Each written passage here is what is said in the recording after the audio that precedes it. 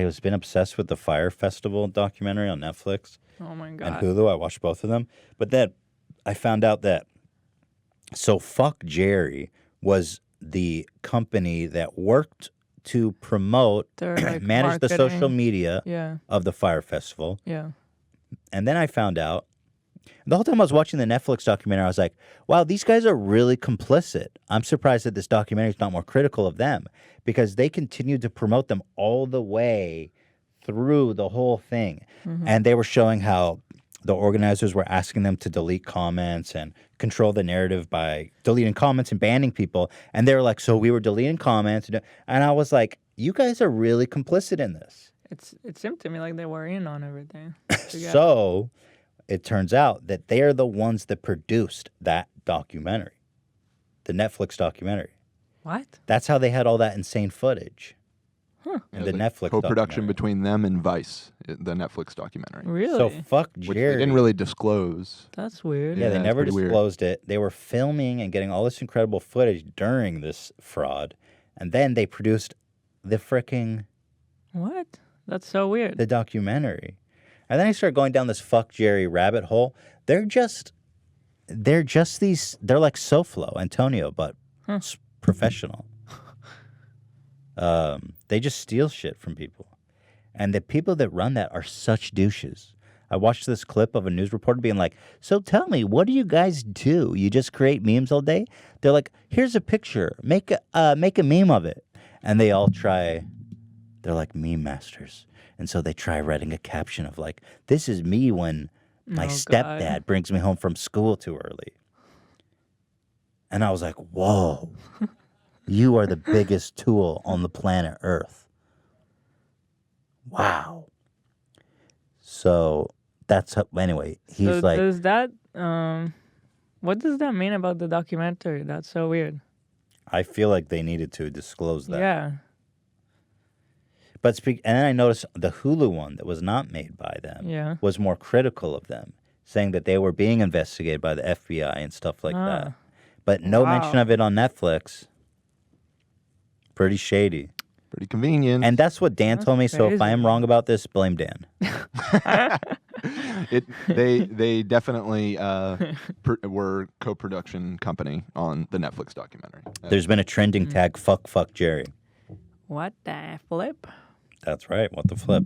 And then I saw they The just ripped. documentary was great though. Oh my god! It was If so anyone haven't watched it. I hate to say it, but the Netflix one was superior to the Hulu one. But watch both.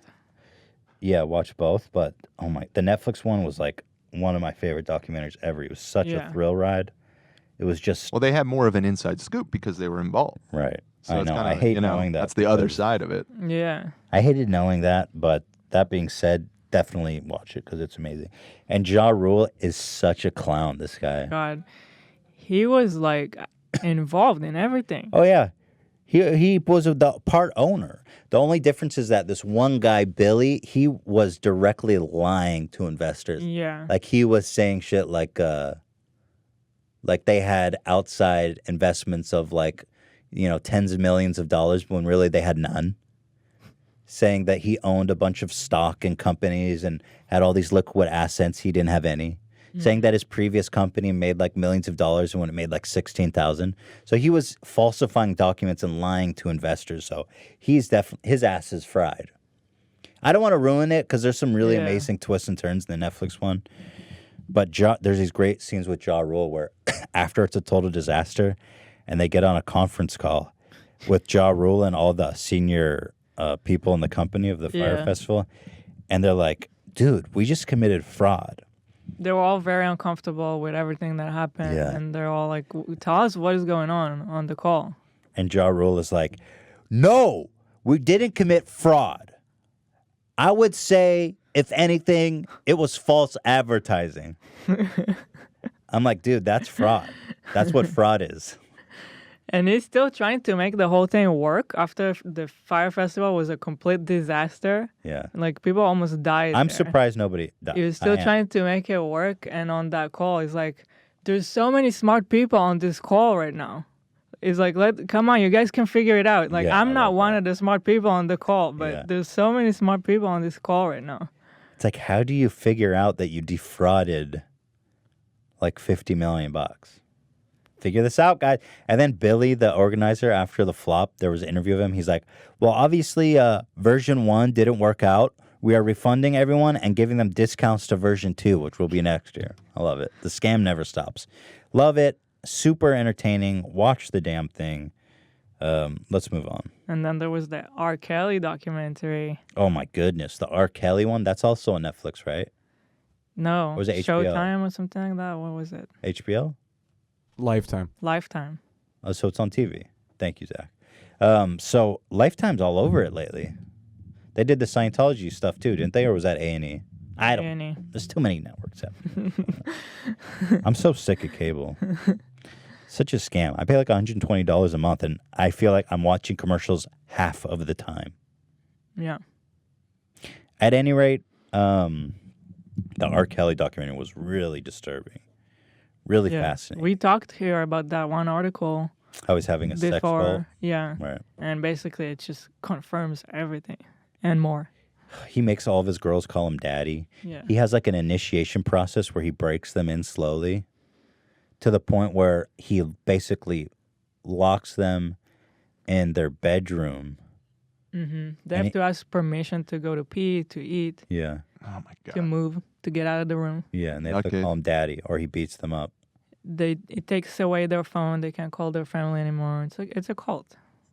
Well, it's more like torture than a cult because they all don't want to be there. They're just afraid to leave. Same with a lot of cults. Well, I feel like in cults Scientology. they're brainwashed to thinking they want to be there, but I feel They like think that it's the same with them because, like, when BuzzFeed that article came out, they recorded an interview with one of the girls, and she was like, "I'm not being held. I 'Cause I want think to they're be afraid. here."